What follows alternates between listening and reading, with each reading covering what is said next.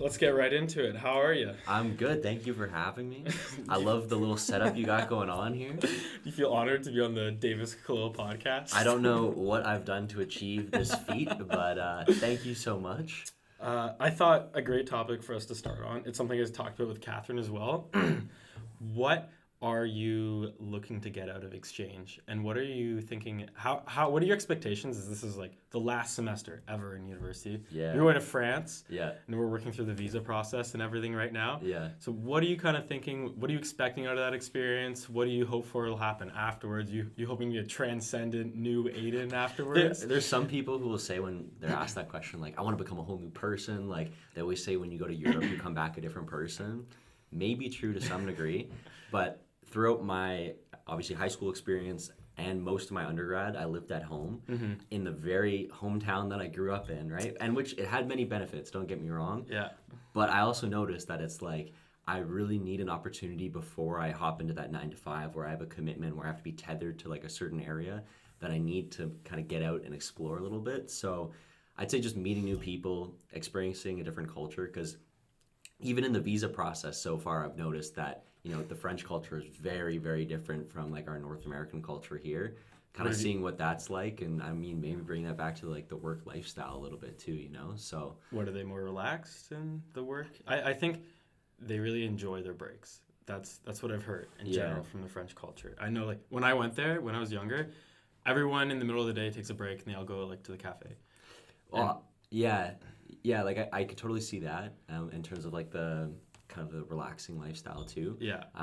But I've even noticed it in like their kind of legal premise, which sounds really weird to say, but like I had to sign a lease on a place, right? Mm-hmm. Here, when you're signing a lease, like you sign that from like a specific date to a specific date. You have it from those two dates, and you want to make sure that those dates reflect the dates that you actually need it, right? Yeah. And then when I'm signing my lease, it was like, this is your start date, but it'll be around a year. Like, we'll give you up to a year, but if you want to end it early, just let us know, no problem. Really? And I'm like, that can't be right. Like, there's no way that's right. It's just loosey-goosey, like, it's whatever. We'll figure it out. Yeah. That's super surprising. That is so different from how we do it here. 100%. Like, we only got month to month after I lived in my place for over a year. Because then the landlord's like, okay, I can trust you. I know you'll have the funds to actually pay me.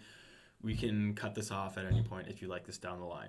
But, like, I don't know. Maybe it's people want to be more secure with their money here. Is it that kind of thing, you think? I don't know yet. I think maybe I'll learn a little bit more there, too. But, yeah, it's been a different experience so far, even just applying. But I can't even imagine once I get there, I'm going to be, like, complete culture shock for 2 weeks, 3 weeks. No, I'm excited too. I think it's going to be a great experience for everyone, and I wouldn't have asked for a better way to end off our university career. But bringing it back to actually being here in our time while we were here, I know you had a little bit of a metamorphosis in your attitude towards how you want to participate and see yourself in school. Why don't you talk a little bit about what brought you to want to be more involved with the clubs and going to the BSA and all that stuff? Yeah. So it's interesting you say that, because initially, like at the very end of my high school career, when I was choosing a lot of the different universities, I chose Brock for a multitude of reasons, and one of those just was because there's going to be a sense of normalcy, right? Like I knew this general area, and that had many benefits. But I also noticed that being comfortable or being too comfortable isn't always a good thing. So as I went through my first year, I learned a lot of new things, and it was a new experience. But once the pandemic hit, I felt like I wasn't pushing my barriers or boundaries enough. I was becoming a little bit complacent in a sense. So I tried everything, and it was an interesting time because, you know, there weren't many opportunities to get involved in like a physical capacity. But I tried everything I could to see what other avenues I could get involved in, and eventually I found the Business Students Association at Brock itself. Saw what kind of opportunities they had there, and I didn't get it in on my first try. Like I had to apply a couple times, and eventually I got one of the VP roles, and then moved up to the president role. But it honestly, I was very, very grateful for that, because through doing that, I met a lot of people. I connected with a lot of people, not just at Brock, but I traveled for many different conferences as well. Yeah. Got to meet people abroad. So just through that, the connections that you make was amazing. You get to see what other people do. Like, you have your own venture going on here, which I think is amazing. I met other people abroad in Manitoba. They have their own ventures going on too. So kind of just opens up your mind a little bit. And I think in general, I just kind of went with the premise that don't get too comfortable at all. I think that's a beautiful way of looking at it, especially since we're, in the co-op program and all that stuff. It's not easy to want to go outside and do more.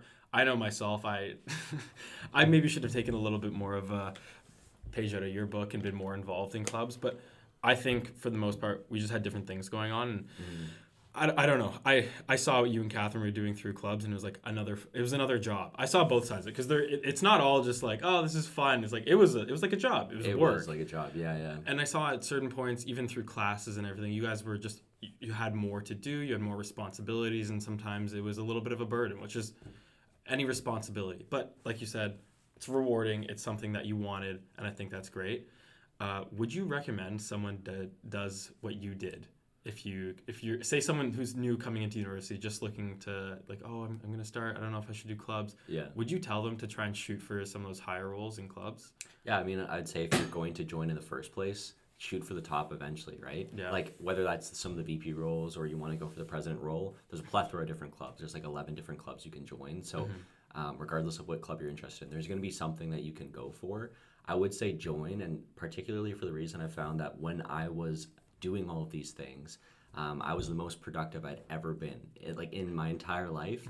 I would wake up in the morning. The first thing I would do, I'd look at my notes app to see what I had to do. And genuinely during that time, my days would be like meeting from 9 to 10, 10:30 to 12:30 class, 1 to like 6 work, like something like that. You know what I mean? Yeah. Like it was back to back until I went to sleep. And the first time I'd get like a true opportunity to decompress was just for like an hour or two before I went to bed. So, do you regret any of that? No. Being so busy? No, not at all. Because I feel like if I didn't do that now, I probably would not have experienced that until I go into like my full-time career. Not to say that that is going to be like the busiest time in my life ever, but I think that was the first experience of me being like, I'm pushing my boundaries pretty far right now. Absolutely. And I noticed one thing that does is it puts you in a circle of people who have the same mindset, rather than, I don't know, if you're in the general program, sometimes you get kind of mixed up with the people who are just there because they think it's the right thing to do, and their parents told them. And there's nothing wrong with those reasons, but if you really want to excel in post-secondary, I think it's important that you find a group of people who support the same way that you think. Yeah. I think that's why, like, even you and I were kind of attracted to like work on projects together and be friends in general. Yeah. Because I think we had a very similar work ethic when it came to projects and everything. But yeah, that's what I see as the main benefit from clubs, and something that I really wish I did, just because of the circle it brings you, and the people seem to have like-minded notions towards work ethic and everything of that sort. I don't know, you can speak a little bit more to that. Do you think it's a little bit of an overstatement, or? No, I mean, you're going to meet different types of people, right? You have the group that is there because, I mean, whether they want to boost their resume, meet more people, they're there because they have a goal in mind, and this is kind of like an avenue for them to achieve that goal, which I think is great, and that's a pretty big subset of the population. Then the smaller subset is kind of like they're looking to fill their resume with as much as possible, and it becomes more of like a quantity as opposed to quality. Like anyone who gets involved, I always say, pick 1 or 2 that you want to do, like 1 or 2 clubs, and do your absolute best in those. Don't try to join like 6 of them plus like other non-Goodman clubs, because you're going to end up burning out, or you're going to be able to put in minimal like effort for each of them. Absolutely. And when you go to talk about it on your resume, like what can you say? I would join the meetings and I didn't do much, right? So yeah. You know, it's something that's been in my mind recently is, what is the difference between someone who wants to go around and make genuine connections and someone who's trying to take advantage of people through networking? I'm sure you've seen both types of people. And ever since we did that case competition together, people, I think it's just out of interest, and our university did a big job of promoting it, but people have been more interested in how I did it and like how we got recruited and all that stuff. And I just thought some of them are just genuinely interested. Some of them are, I don't know their motivations, but what do you think about networking in general? And is there a good way to do it? Is there a bad way to do it? Because I've seen people rub other people the wrong way just to try and get something out of them. But at the same time, you can make a case that almost every interaction is someone trying to get something out of another person. Is there a way to network in a way that's not ripping someone off, and where both people get something out of it? I mean, I think there's always a way to find a mutual benefit, but I think you have to just change or reframe your mindset before you go in, right? Like, I mean, some people may disagree with me on this, but then that's fine. But I think, for example, if you really, really need a job and you're desperate to find a job and you go to a networking event, your mentality is going to be entirely geared towards just looking through the person and looking at that end goal. What can I get? And sometimes you're going to miss the best opportunity as opposed to the quickest opportunity. You know what I mean? Like, you're going to find the quickest way to sign a contract and get a job if you're in this large networking event. But maybe if you dug a little bit deeper and you found out more about that person, you actually created a genuine connection. Later, they would have been like, hey, you know what? You seem like someone who's super entrepreneurial. We actually have this role available. This would be a great fit for you, as opposed to I'm just going for the marketing coordinator role because it's available. Yeah, absolutely. So, and having those conversations too, you can always sense when, like, within a couple seconds, you can always sense when someone is there, for it to be transactional in a sense. So it's pretty quick to kind of sense that. Yeah, has it happened? I'm guessing both sides of it has happened to you before, being such a public figure within Brock. That's funny. Funny to say it like that. I would say that I've definitely been in meetings before, or kind of like group events where people are very open about kind of their intentions, where it's like, they'd even state, like, I feel that relationships are inherently transactional. And I mean, that's their perspective, but I think that also rubs a lot of people the wrong way and maybe shies them away from that individual. So it all really depends. And I think that oftentimes those people who do that, they're going to be really good at meeting a lot of people, but maybe not bringing those relationships to the next step. It's the depth of the connections that they'll get. Yeah. And has there been a time where you've utilized those connections that you've maybe developed in a more meaningful way and gone deeper to, get a job, use a connection to get somewhere else, and like maybe with co-op or where you're thinking of down the line? Yeah, I mean, we could really even say that for just like meeting some of our professors and then being able to work with them, doing like the World Trade Competition, for example. Like I'd say that was really one of the first ones. Or through running some of the Goodman clubs, I was then able to get like a co-op. I'll chat about what happened with my previous co-op after, because I think it's a bit of a funny story. Would you talk about it here? Yeah, no worries. I mean, because that's a great story. It's done and dusted now, so. But to kind of give a little bit of context as to what I'm referring to here, I was a part of 3 co-ops, and this really refers back to getting too comfortable. And co-op is like an internship. Exactly. Yeah. Co-op is like an internship. You get to do it a part of your program, and you get some kind of credit towards your degree for it. And I worked for an organization that was in real estate for my first co-op term, and it was great. I don't have anything negative to say about it. I had a great boss, worked with a great team. And then I was offered to come back for my second co-op term, and that was good. I learned a lot there too, and I kind of worked in project management and then a little bit of data analysis, and it was a pretty well-rounded role. They eventually kind of changed ownership a little bit, the name changed, and eventually I went back for a third co-op. Now, I don't want to say that it was entirely because I was too comfortable, because I liked the team there. I could see myself working there afterwards, and I was learning a lot, right? But I think that also understanding that an organization isn't always going to be around, or it's not always going to be able to put kind of your needs first. It has to consider a bunch of people. Yeah. Knowing that, you also have to look at other options or kind of have a backup plan, right? You can't put all your eggs in one basket. Essentially, when I was a part of this organization, which I saw myself working for in the future, I guess one thing led to another, market downturn, and eventually they all disbanded. We were all pulled into a meeting one day, and just, we were all told services weren't needed anymore, and the decision was made to disband the organization, or that unit of the organization, you could say. So it was, interesting, me being 21, already being let go of an organization. So it was interesting, but getting back to the main question of being able to leverage connections. Yeah. I was then able to chat with some of the people I'd worked with in the Goodman faculty and just say, this is my situation. If there's any opportunity where I can help at all, let me know, because I have some available bandwidth now that I don't have a full-time commitment job-wise, and they were able to let me know of another option that was available to kind of work with the Goodman faculty, and that way I was able to leverage those connections. But I'd say it was also mutually beneficial. So yeah, that's a direct connection towards having a genuine relationship with the people who work at our school. They helped you out when you were in need. I think that's a great way of looking at things. And okay, next question: while you were in the Goodman faculty and working with everyone, what were some different views you had on education and the way that a business school is run that you might not have known when we were students looking on the outside in, thinking, I don't know why this is happening, like, oh, why can't a class be this way, and all this insight that you now have? Is there anything that you can pull from that role you had? I'd say they're just people. Just people. Like, it's funny to say that. It sounds very simple, but they're just people that run the faculty at the end of the day. They're just professors who have their own lives. Yep. The people behind doing the marketing are just like you and I. They have their own lives going on. They have their own commitments.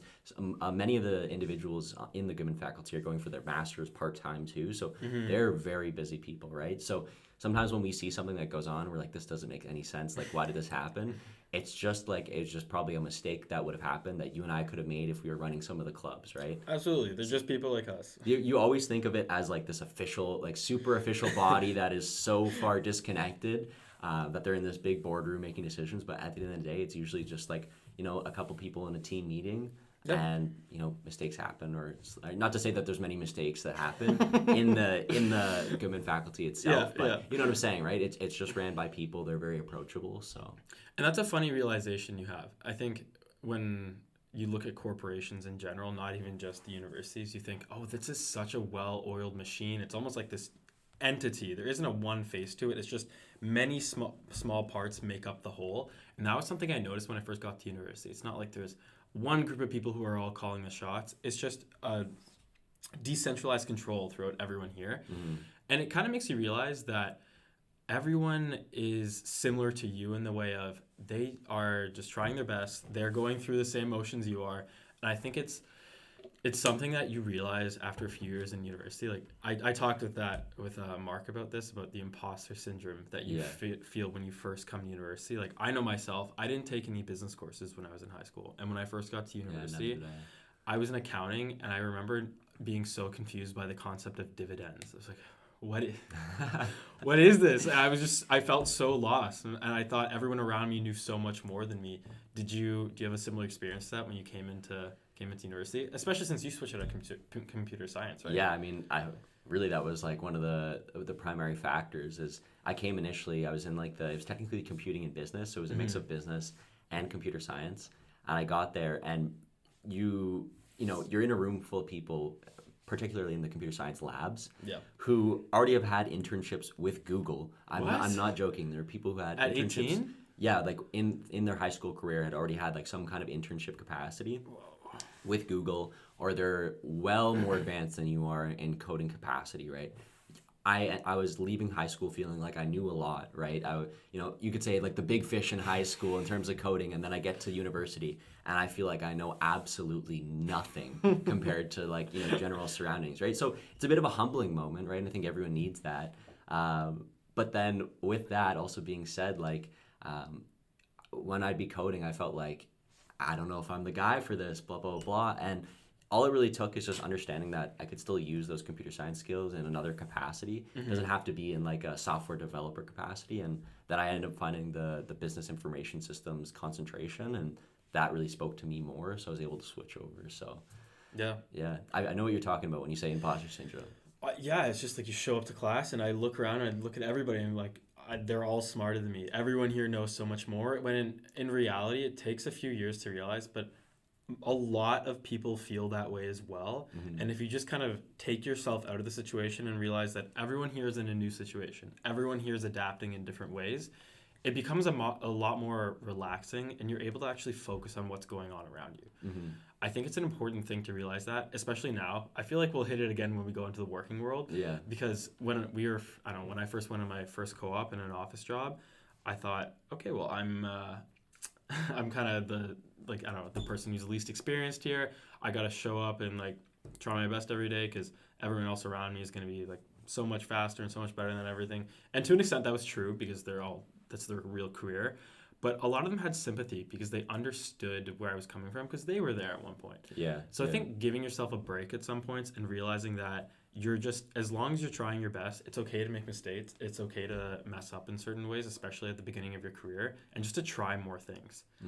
I think one of the biggest things that I'm now realizing and I want to do is, at this point in our lives specifically, take risks. Yeah. I think it's important to take risks and go outside of your comfort zone a little bit. That's why when you proposed the idea of going on exchange, I was so excited. I was like, I think that's a great thing to do.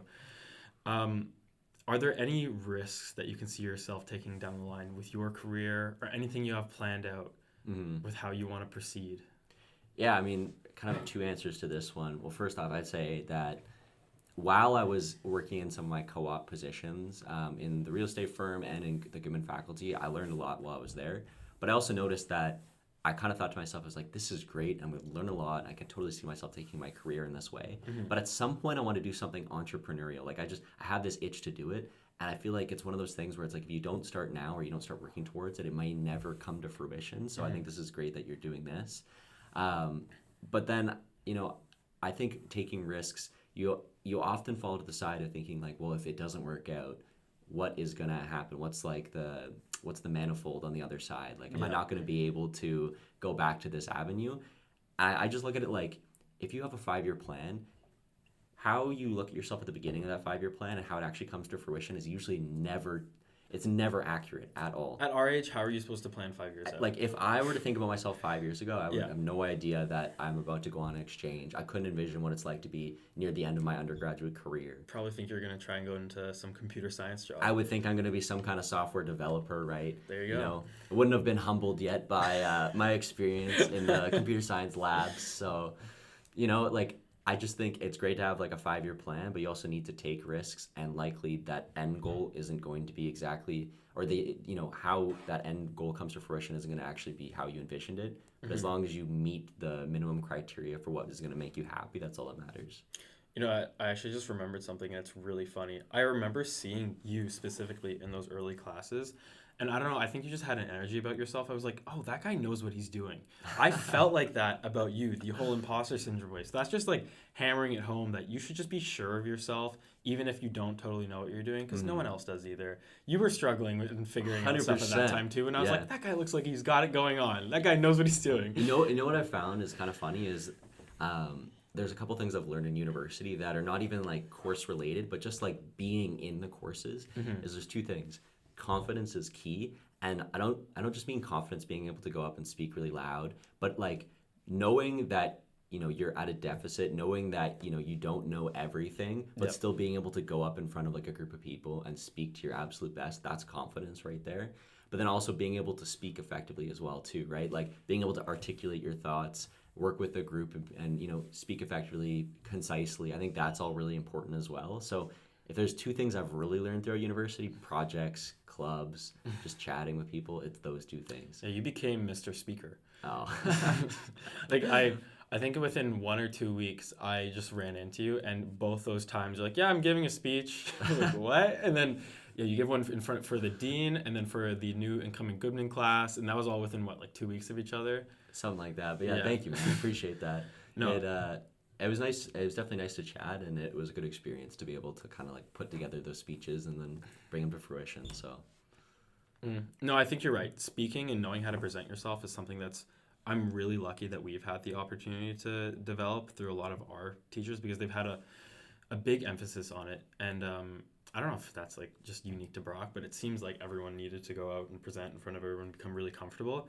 And I think during COVID, I felt my conversation skills starting to like just go down because I was cooped in with the same roommates and I was going around the same people. And for a second, I was like, I don't know if we are going to need to present in the future. Who knows?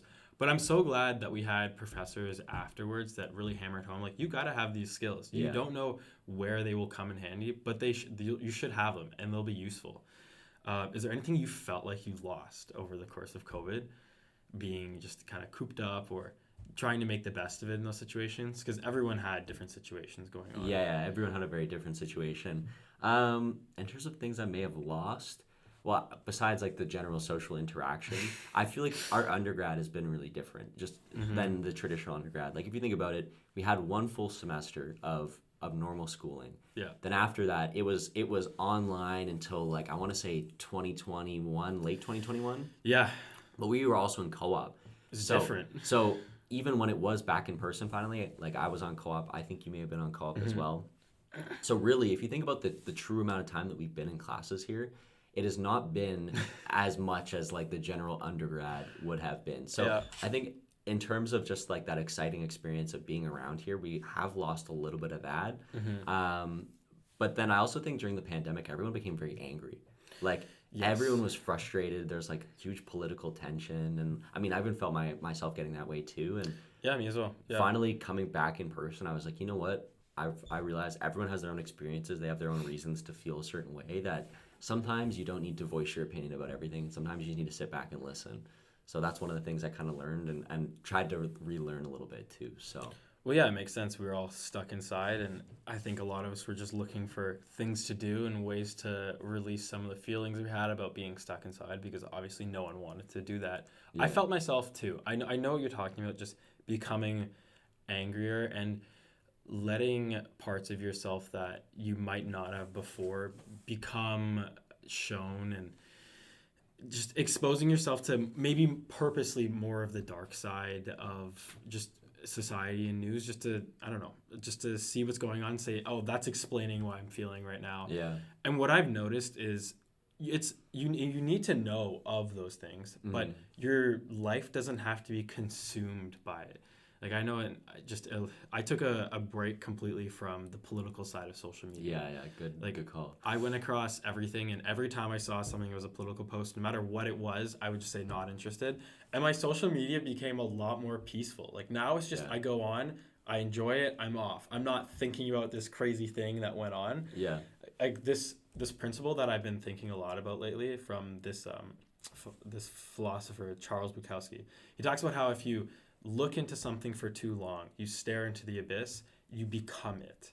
So if you look into, I don't know, say you're hyper analyzing on an issue in society, take like the abortion conflict, and you take a side, you will see it everywhere you go. That's how you will analyze people. You'll be like, oh, they're probably on this side of the conflict. I'm going to treat them this way because of that. Yeah. People get so involved in the way that they look at things, and I think it's so important to go outside of your perspective every once in a while. No matter how right or wrong you think you are, go out, talk to someone who's completely on whatever opposite side from you, get out of the situation entirely, go travel, go do something. Yeah. And I think that'll enrich your perspective. Like, I just got back from Cuba, and that place, great country, they've been hit by some hard times lately, made me so much more thankful and grateful to be a Canadian. Yeah. I think it's a beautiful place, but they have a lot of hardships in their supply chain. Their food is a little bit, they're on food shortages. They don't have widespread Wi-Fi. Economy in general, yeah. And it made me think, oh wow, I'm like very grateful to just be able to walk into a grocery store and have all the options that I have. Like it was like that. And I think going outside of your comfort zone, such as like we're going on exchange, really, really good for perspective.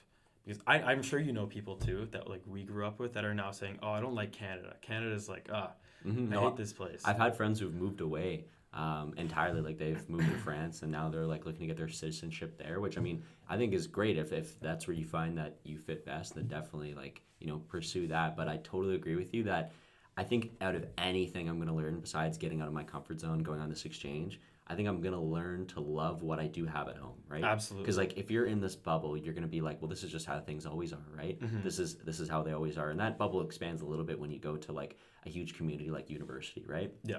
But then you become the bigger fish per se. You grow a little bit, right? I don't want to say big fish, but you grow a little bit and you become more comfortable, right? That's a fish here today. A lot of fish. I'm not even a fisher. I'm not even a fisher guy. You know what I'm saying, right? Yeah. Like you go to a larger community and it feels really big, but then you get a little bit older, you experience more things, and the bubble starts to feel smaller again. Yep. I'm hoping once I go to France and I come back, I'm going to say things aren't always this way. So I'm appreciative now that, I have access to, constant food. I'm able to see my parents within, 20 minutes if I want to. Like all those things you just take for granted. I think I'm gonna learn to love those more when I come back. So. And hey, this country's not perfect, so I think there are definitely things that we can learn from other countries. But to just throw the baby out with the bathwater and say, "Oh, nothing here is great," like I don't appreciate anything. Yeah. I think is very short-sighted. Like just yesterday, I had a conversation with a master's student here from Iran, and she was telling me how much she appreciates freedom here. Right. Just being able to go out and be safe and do what you want, which is something I don't think many of our peers have even thought twice about. Yeah. It's something we probably take for granted every single day. I totally agree, yeah. I mean, I've never been to any country where there's significant, like, political disruption or lack of the rights that we think as fundamental. So I think maybe that's a part where I'm a bit ignorant, but I definitely could see how someone coming from a country like that would appreciate, the rights that we consider as fundamental, or we consider them rights, right? The fact that they're given, right? They're not like privileges, like you have them as absolutes, whereas in other countries that's not necessarily true. So, would you ever travel somewhere like that? I think it all depends. Like, I think one of the countries that I'm scared to travel to would be China. And the reason I say it is because, like, I mean, it looks beautiful and you see a lot of stuff, but you hear about, it could be propaganda, I don't know, but you hear about, so much stuff happening there in terms of whether it's just infection going around or political turmoil. I mean, that could just be my own North American perspective. But I think that definitely is some kind of a country that would scare me a little bit. Particularly coming from a North American country. Maybe if I was from a different country that didn't have large tension, I would potentially travel there. But there's a lot of countries I definitely want to go to. Whether it's in the Middle East or maybe Japan, I would definitely be interested in going there. So, do you know the YouTube channel Yes Theory? Yes. Yeah. They went to Iraq and they filmed a video there, and they didn't shy away from showing that it was dangerous. But what really shone out to me was the people who weren't like in the minority of the people who were being violent and like giving basically the whole country that bad rap were wonderful people. Right. Yeah. And they had a great time there. And I think doing things like that, it's not for everybody, obviously. It's not something that everyone should do. But it was so eye-opening to me that just this place that you see on the news as all you hear about are the negative sides of it. Yeah. They were adamant about showing there are great people here who live great lives. For sure. Maybe they're under turmoil, yes, but there's still humanity here. And I think that's something I'm really, really wanting to get out of exchange. Is just seeing the humanity in other places and say, like, we have a hard time here in Canada, the U.S., just the West, thinking that there can be a great life anywhere outside of here. I don't know if you felt that way, but I've seen it. I felt it myself. And I think I really just want to see how other countries live, and that it's not wrong. It's just different. That's literally it. Well, you know what? It's interesting that you say that. I learned one thing in one of my classes. I think it was one of like the environmental sustainability classes, but there's a North American company, and I forget the country now, so I'm definitely butchering the story, but the general premise still survives through the story. Went to a country in the Middle East where they had lack of access to clean drinking water. So the North American company goes in and they build a well with potable water right next to the village where many of these people lived. And the North American company presumed that, we've saved them. They have potable water now. They're all set. Yeah. But that was not the case. They didn't want to use the well water at all. And, us would think that's wild. Why would you not want to use that? But it was a part of their culture and their daily basis to walk however many miles to the cleanest river to be able to collect that water and walk back. It was a part of kind of their social daily routine, right? So just because we think that there's a way that we could improve it, I'm sure from like a statistical standpoint, sure, but that doesn't necessarily mean that from a social norms standpoint, we're going to fix anything, right? Like if it's a part of their lifestyle to have to walk however many miles and, congregate, collect, come back, that's just something we could never understand. So it's something that we saw as inefficient and that was really bogging them down, but they liked it as part of their culture? Yeah. Whoa. That's crazy. I wouldn't have honestly thought that. I would have thought that they go for the well. That's what I would have thought too. But I guess it really just shows, like, not to turn this into like a whole international development thing, but like, you have to consult the people that you are working with. Yeah. Or, just understand the culture a little bit more before you start to make changes abroad. So you know what I've heard? Those volunteer places where they're like, oh, come and like build a hut in wherever. Yeah. A lot of the times those are disasters where the volunteers go in, they build this like really crappy, I don't know, school. Yeah. And when they all go to sleep, the actual workers come, fix it all up and actually make it look nice and have to basically redo everything. Really? And I don't know, I've heard varied stories about it, and it's become this kind of tourist trap where they just use the money from the people coming in, make them think they're doing something good, and then ship them off, and like they basically have to redo all the construction, or they don't actually use it because these are just like, I don't know, sometimes they're like teenagers just coming in like, oh, I know That's so construction. Like, what did you think? You're going to be able to build a house that these people can use? They come in with like an agenda with someone who has no construction knowledge. You're like, all right, 9 to 10 you're going to be working, and then 10 to 2 p.m. you're going to be taking Facebook photos and Instagram live with all the children. You know what I mean? Like, you always see people come back with photos with like a group of like little children. I know. Yeah. I could totally see that. And you can see through it too. I think that's something that I've been really trying to practice is live for the moment. Don't live for other people online, especially. That I think is the worst thing you could possibly do. Because we all know those people. If you saw their Instagram page, like, oh, they have lots of friends. They live a great life. If you meet them in person, they're the most miserable people ever. And I don't know. I try to...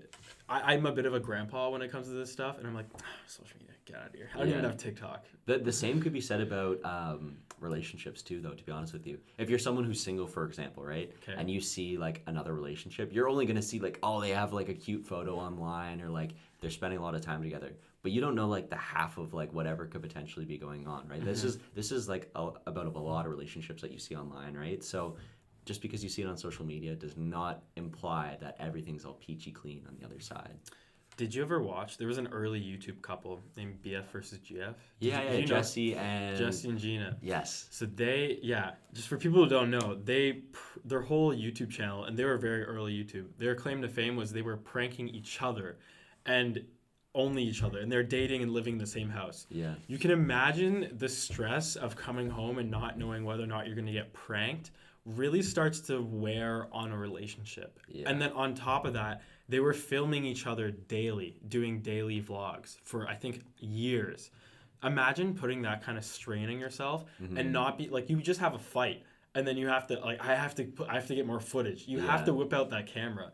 That must have been wild. I do not envy people who want to do like anything like that at all. Talking about divorce, they just pull out the vlog camera. Like, well, then they had to make a video when they broke up. Yeah. And their channel was obviously never the same because it was all based around their relationship. And then when they like are like anybody and go through things in their life when they're hurting or a huge relationship like that ends, you're going to need to deal with it. And they felt a need to tie it to their career and have to tell their audience about everything that's happening. Yeah. You know, it is interesting that you say that too, because I feel like a lot of these people who have large online personas and say they do daily vlogging per se, like if you think about Casey Neistat, love that guy. Super talented. But I wonder, because he doesn't do the daily vlogs anymore, I wonder when he did, if he became his online personality. I am a huge fan of his. I don't know how much of him you've looked into, right? Quite a bit, yeah. Yeah. He's talked about that. He's talked about how like it brought his marriage to the brink of divorce. Yeah. He would only think in terms of what can I get in my video, which I think is incredibly toxic. Like he talked about on this one podcast where he would be fighting with his wife or be angry about something and say, it's not worth it because if I'm fighting with her, I can't film her. So he would compromise on things to get her in the video, which is to another extreme. And he now realizes like that was too much. I wouldn't do that. Yeah. He's also another interesting character because he's one of those people that I feel like walked away at the height of their fame and did it in the right way without fizzling out. Yeah. He's talked about taking mini retirements throughout his career, which I think is something that's so cool. And now he only records when he really wants to. Yeah. Because he was one of those guys that's like, he wasn't like a Gary Vee or anything. He was just someone who was living that actual lifestyle without preaching about it, which is something that really attracted me to it. He went so hard and I was just like, he took it like 3 years off. He's like, I'm done. I don't know what he's doing now. Yeah. I think he had some deal with CNN that he sold. Yeah, that Beam company or Beamy or whatever it's called. Yeah, you know, it's interesting that you say that because I find even if you look at the music industry too, like this is definitely tangentially related. If you look at the music industry, most of these like new rappers that come out or like new artists, if they drop a lot of music, and I mean like they just keep dropping songs and you don't know how they manage to do it, they're usually only here for like a very short period of time. Mm-hmm. If you have a lot of these other like musicians who they'll drop a music, then they disappear for 2-3 years. Yeah. Like I think of like Tyler the Creator, for example, right? Especially with his like new catalog. He'll drop some music and then he'll disappear for a little while. He'll do his tours, but then he'll disappear. Or Kendrick Lamar, he'll drop an album and then he just disappears off the face of the earth for like 7 years. He's notorious for that. And he comes back and drops like a complete body of work. Yeah. Right? I'm sure you could make way more money if you drop more frequently, no doubt about it. Uh-huh. But like he looks at his reputation and the quality as being superior to the bottom dollar. So Seems like they're artists first. yeah. That's what tends to separate them. Yeah. Because I'm sure if Kendrick wanted to, he could pump out a song a day. He probably does. He probably has so many unreleased ones. Yeah. But the reason why you get that quality is because of all the ones he skimmed off and said, that's not great. Let me come back at it again. Yeah. The guy that reminds me the most of that mentality is Frank Ocean. Oh my God. He he actively avoids, like, he doesn't go to like the red carpet stuff all that often. If someone films him in public, he's hiding a little bit. Did he show up with a baby? A mechanical baby? He did. I didn't understand that, but to each their own, I guess. Did you ever listen to his EP album that I sent you a while ago? It's only on SoundCloud. The Endless one? It has an orange BMW on the cover. It's Nostalgia Ultra? Yes. Yeah, that one's great. No, I love that. There's there's so many songs in there that are just amazing. Like, I found like this cracked version on Spotify that I've been listening to. I'll have to send it to you after.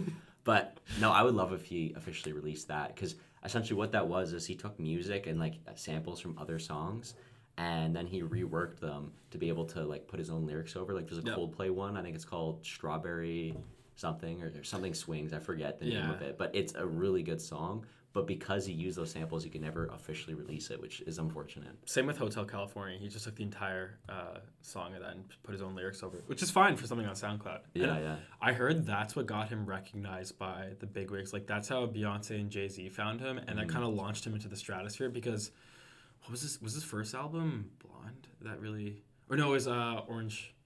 Channel Orange. Channel Orange. Yeah. Yeah, that's the one that was right after it. And it was an instant hit. And you're like, what happens to people? It seems like instant success, but there's so much work that goes on behind the scenes before they make that initial release. Yeah. And it's funny because you see, like, I know growing up, there's kids like, oh, I want to be a rapper. And they put out 3 songs. You're like, why am I not instantly famous? Yeah. Like, because you don't really care. You care about getting famous first and then the art after. Yeah. That's what's really apparent in the people that are just pumping him out. Like, who did you have in mind when you're like, oh, these people are just like constantly putting out music? Well, all the rappers with Lil before them is like they just come and they go. Like they're here and then they're gone. Like, you know, Blueface. Yeah. That guy came. He's in reality TV now. That's the step. You had Lil Pump, if you remember him. I've heard he's sober. Did you know that? That's crazy. He's like a competent human. I saw a little clip of him talking, and he was completely sober. I think it was the first time he'd been recorded sober. Really? It's like, oh, you can really speak without slurring your words? That's crazy. Hello, my name is Mr. Pump. That's what he was like, yeah. Just a civilized human being. But no, I look back on that era of rap, and I was like, that was not for me. It was weird, though, because at the time, though, I did enjoy some of like the output from that era, but I think my taste was also very premature in that era. Like, I did listen to a lot of like X. Remember XXXTentacion? I listened to a lot of him at the time.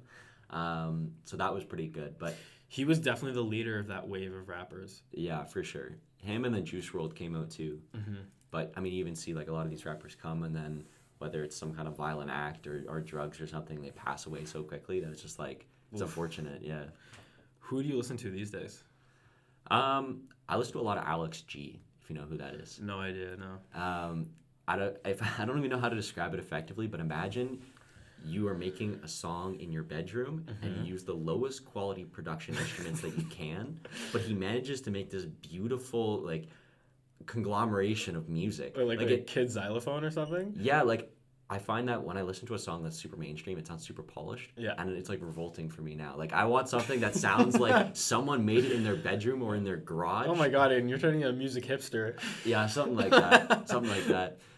Do you know who Sylvia Plath is? Mm-mm. Super low quality music too, but like it is. I'll send you a couple of them. Like, really good. I'd love to. I'm always open to new music. I don't know. Lately, I've been like, I can't find anything new. Everything's stagnant. Yeah.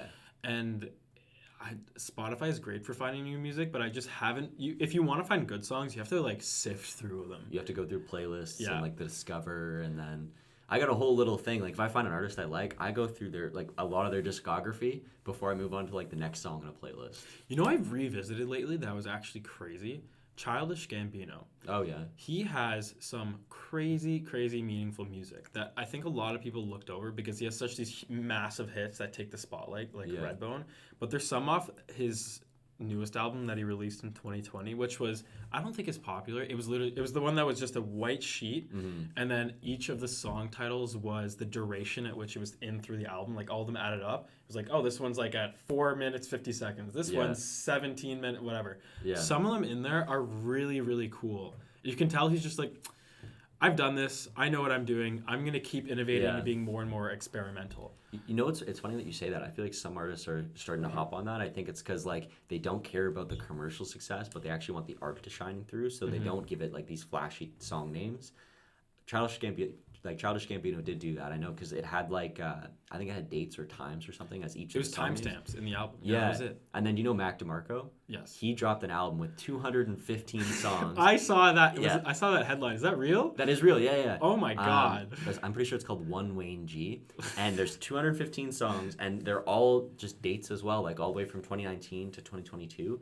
And don't get me wrong, there's a lot of duds in there. Like there's a lot of songs that I'm like, I would never listen to this again. Yeah. But then occasionally he'll just come out with this masterfully crafted, like, ambient song that I can, like, study to. Or this, like, it sounds like country-esque with a little bit of indie, and I'm like, I don't know how he pulled that out of this 215 song batch, but it's good.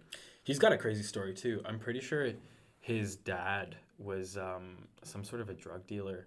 Oh, really? Growing up. And that's why, you know that song, My Old Man? Yeah.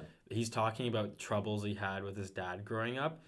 And it's crazy to see the tough situations people go through as kids and how that can either make or break you. Like, I feel like if someone has a quality in them that is meant for greatness, if you're in those kind of situations, it goes one of two ways. It shatters your world and you are never the same. Yeah. Or you become a Mac DeMarco that exceeds in their craft and becomes someone that's world-renowned. Mm-hmm. It's crazy how that happens. I've seen that in many instances. I really like him, though, because he's super humble. Like, he's got to have some kind of wealth behind him just with the success of his songs, right? He's like probably a millionaire. But he dresses the exact same. Like a bum. They call him a bum. Yeah, they call him a bum, but he is probably super wealthy, and he just, like, takes care of his friends, and he doesn't care about the money. He just does his thing and makes songs occasionally. I think that's amazing. Well, I think that's what makes a lot of celebrities go a little cuckoo is they get so invested in the wealth and what it means to them. Mm-hmm. But, you know, I'm a big Joe Rogan listener, and something he talks about, and I think it's a really important principle to have, is your success means nothing if you don't bring anyone with you, and you don't uplift those around you to have the success as well. And that doesn't mean, like, paying for your friends' houses and paying off their debt and things like that. It means supporting them in ways that they can be independently successful as well, which will, in the long run, make you more successful too. Like, what's something he did that was really unique was he has a network of comedians that he just brought up with him. And now they're all, like, the biggest comedians that are headlining stadiums. Yeah. And it's in turn brought more success back to him. Mm-hmm. It's funny. You can bring it back to the part that we were talking about earlier in our conversation about having a genuine connection versus someone who just wants something from you. Yeah. That's a genuine connection. And that's when it's like you get the dividends back and you get paid back. Now I actually learned it. I know it. Yeah. I think that's how I want to proceed. And I don't know how, I was just thinking about this. This doesn't really tie into what we were talking about, but do you know who that YouTuber Ryan Trahan is? I don't think I do. So I'm late on the bandwagon for this guy, but he is, I've discovered him, and he's like the most wholesome, most humble guy ever on YouTube. I think he's only like a little bit older than us. He's like 24. Oh, yeah. And what he did was he had a pretty successful YouTube channel, just doing kind of the regular, like, he's almost like under the category of, like, Mr. Beast-esque things. Okay, yeah. And then one day he's just decided, okay, you know what? I want to do something extreme.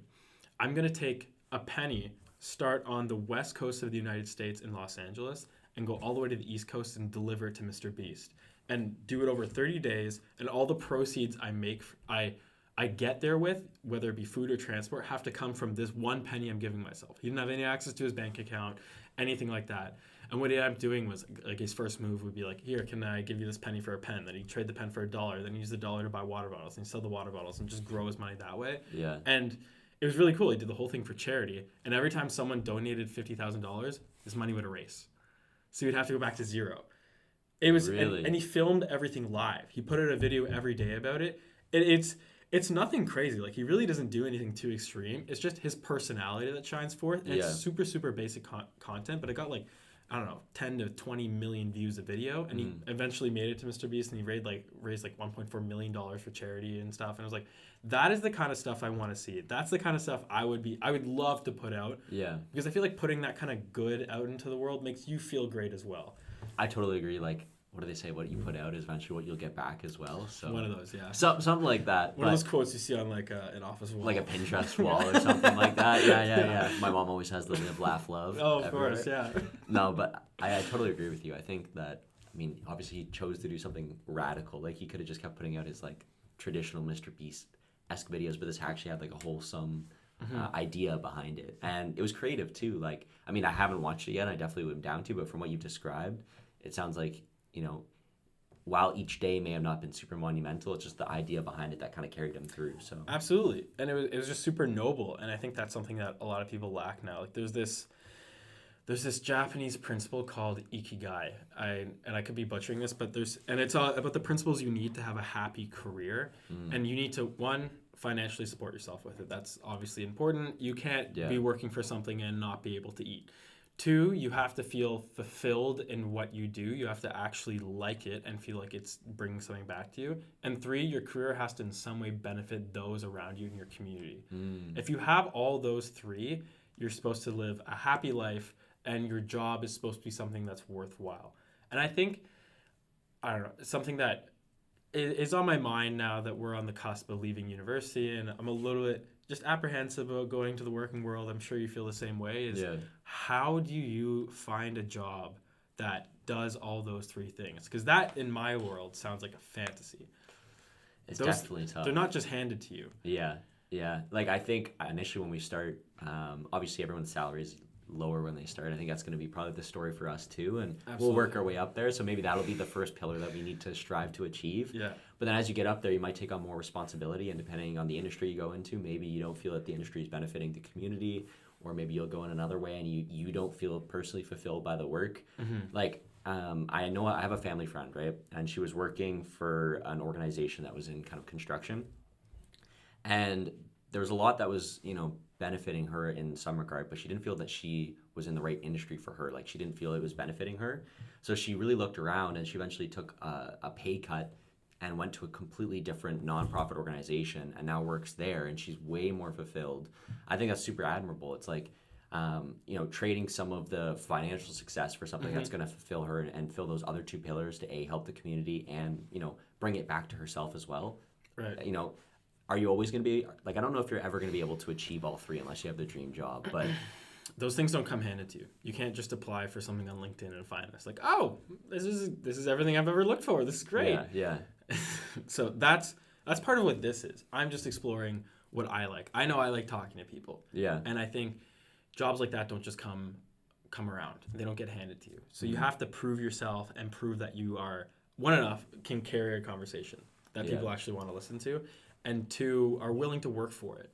I think that's something that a lot of people don't see. It's like, you're not going to get something right away. You're going to fail over and over again before you get anywhere. For sure. And I think a lot of people become complacent, don't want to take that risk. And that's okay, because it's not for everybody. I think it's totally fine living just a simple, noble life. But something that I want to make sure doesn't happen is that, like, after all this is done, you know, it's my whole career is over. I don't want to look back and think, I just spent my entire career working with people I didn't like, doing something I hated, for money that I used to do things I don't even care about. It's like an Alan Watts type revelation, if you know who that is. No, who's that? Basically, I mean, he did a bunch of lectures many years ago. I think he's from like the 50s or the 60s. He was a philosopher, or something like that. Psychology professor in that realm. One of those, yeah. But anyways, what he talked about is like, why would you work a job you dislike to go make more money, to feed yourself, to continue working a job? Like, it is cyclical in a sense, that you're not going to fulfill yourself in any capacity if you're just going in a circle. So absolutely. And I think that a lot of people overlook this, but you hear this all the time from celebrities and people who've made it. They say, I wish more people can achieve everything they're dreaming of, to realize that's not what you should be striving for in life. Like, there's a point in his career where Jim Carrey just became this philosopher. Yeah. What happened to you? He just became this guy that was like, he's no longer just that funny guy you see in movies. Now he's like, I don't know what happened. He's like, I've lived. He's like, I'm happy with my career. He's like, I'm happy with my career. I don't need to like prove myself to anyone. And and even with a lot of these like celebrity shows, like what's it called, the Grammys and stuff like that, or he spoke out against that. that. He was like, we're not the cool people anymore. Like this is all pointless. Yeah, basically. That's when he was talking about how the hypocrisy of Will Smith literally just went up and slapped Chris Rock. He won an award, and they were like, good job. Congratulations. Yeah. He saw that and just thought, this is not what I want to be a part of. And he seems like such a genuine, nice guy. Yeah. That, I don't know, people like that would obviously want to leave. Funny enough, he actually did a semester at my high school in Burlington. Really? Yeah. I think he Is he Canadian? Yeah, he's Canadian. Know that. No, he got to start doing comedy in Canada. I think he had a little bit of a rough upbringing, and he was like, I don't know, some sort of like poor financial situation with his family, and he moved around to a lot of high schools, and one of them was mine for a semester. My high school was such like a small little one that it was like our claim to fame, like, oh my god, did you know Jim Carrey went here? That's funny, man. That's funny.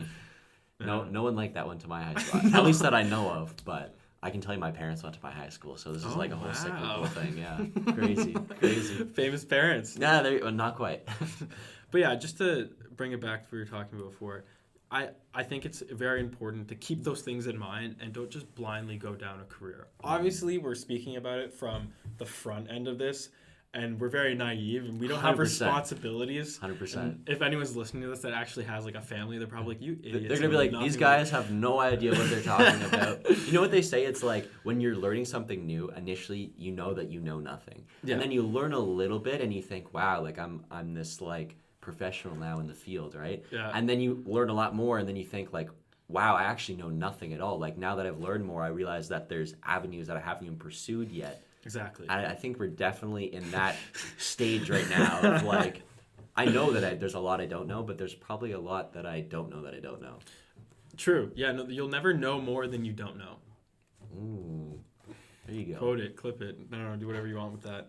But yeah, thank you for coming on, Aidan.